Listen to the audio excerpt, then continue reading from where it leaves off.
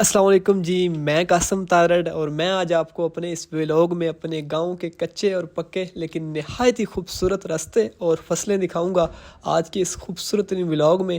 تو آ جائیں میرے ساتھ اپنے اس ولاگ کو شروع کرتے ہیں۔ جس طرح گاؤں میں سورج کے سن سیٹ کا ویو بہت ہی خوبصورت لگتا ہے، بالکل اسی طرح گاؤں میں جو فصلیں کاشت کی جاتی ہیں ان کی خوبصورتی کو انسان اپنے الفاظ میں بیان نہیں کر سکتا کہ وہ کس قدر خوبصورت ہوتی ہیں۔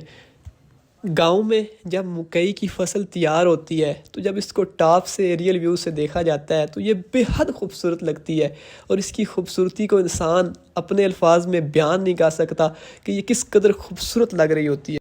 اور مکئی کے سرسبز و شاداب پتے دیکھنے کے لائق ہوتے ہیں۔ ان پتوں میں اس قدر خوبصورتی ہوتی ہے کہ یہ آنکھوں کی بینائی میں اضافے کا باعث ہوتے ہیں۔ یہ سبزہ ہی سبزہ گاؤں کی خوبصورتی میں بے حد اضافہ کر دیتا ہے جب یہ تیار ہوتی ہے مکئی کی فصل۔ اور اس مکئی کی فصل کی ایک خاص بات یہ بھی ہے کہ یہ دوسری فصلوں کی بنسبت جلدی گرو کرتی ہے، اور سال میں کسان 3 سے 4 مرتبہ اس فصل کی بآسانی کاشت کر سکتا ہے، اور اس کی پیداوار بھی کافی زیادہ ہوتی ہے۔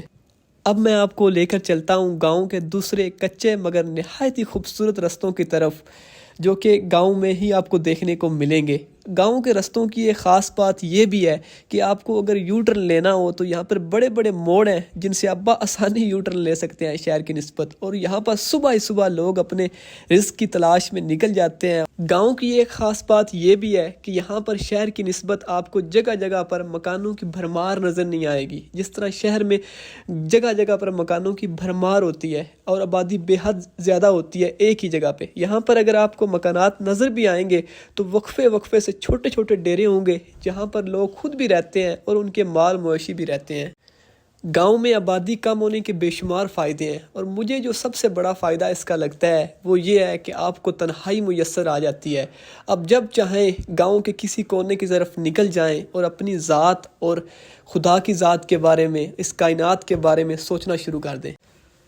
کہا جاتا تھا کہ خوبصورت گھر صرف اور صرف شہر میں ہوتے ہیں، لیکن اب آپ کو گاؤں میں بھی خوبصورت گھر اور مسجدیں نظر آئیں گی، کیونکہ گاؤں کے لوگ بھی اب کافی زیادہ ترقی کر چکے ہیں۔ اب میری کوشش یہ ہے کہ میں آپ کو جلد از جلد ایک ایسی جگہ پہ لے کر چلوں جہاں پر اس وقت کسان جو ہیں وہ ٹریکٹر سے اپنی زمینوں کو تیار کر رہے ہیں، اور میں آپ کو وہ منظر دکھاؤں کہ وہ منظر کس قدر خوبصورت ہوتا ہے جب گاؤں کے لوگ اپنی فصلیں تیار کر رہے ہوتے ہیں۔ لیں جی جناب، میں اس وقت پہنچ چکا ہوں گاؤں کے کھیتوں میں، جہاں پر ایک طرف تو گاڑیاں رواں دواں ہیں اور دوسری طرف ٹریکٹر۔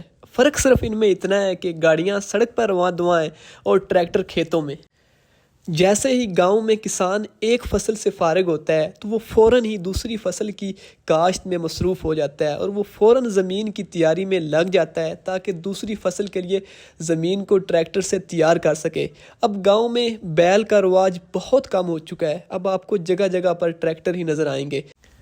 گندم اور چاول کی فصل، اور خاص طور پر چاول کی فصل اور وہ بریانی جو آپ بڑے شوق سے کھاتے ہیں، کبھی آپ کو گاؤں میں جانے کا اتفاق ہو تو آپ کو پتہ چلے کہ کسان کتنی مشکل سے، کتنے مراحل سے گزر کر وہ چاول کی جو فصل ہے وہ ہم تک پہنچتی ہے۔ کسان کس قدر محنت کرتا ہے کھیتوں میں اور اپنا دن رات ایک کر کے وہ بالآخر چاول کی فصل کو تیار کرتا ہے، اور ہمارا وہ ایک لقمہ بنتا ہے اور ہم وہ ساری کی ساری کسان کی محنت بھول جاتے ہیں۔